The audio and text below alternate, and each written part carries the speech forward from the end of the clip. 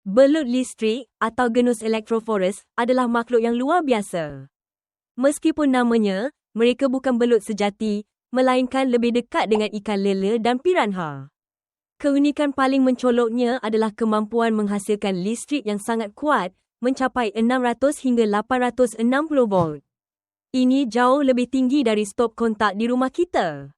Tubuhnya yang unik mengandung organ-organ listrik khusus, seperti organ utama dan organ hunter, yang berfungsi seperti baterai kecil. Belut listrik menggunakan listriknya untuk berburu, melumpuhkan mangsa, dan bahkan untuk berkomunikasi dengan sesamanya melalui pulsa listrik. Menariknya, mereka adalah perenang yang hebat, bisa melompat keluar dari air untuk memberikan sengatan yang lebih efektif kepada predator. Selain itu, belut listrik harus naik ke permukaan untuk bernapas kerana mereka adalah obligate air breather. Dengan penglihatan yang buruk, mereka sangat bergantung pada elektrolokasi untuk berinteraksi dengan lingkungan. Belut listrik terus tumbuh sepanjang hidupnya dan jantan bahkan membuat sarang dari air liurnya untuk menjaga anak-anaknya.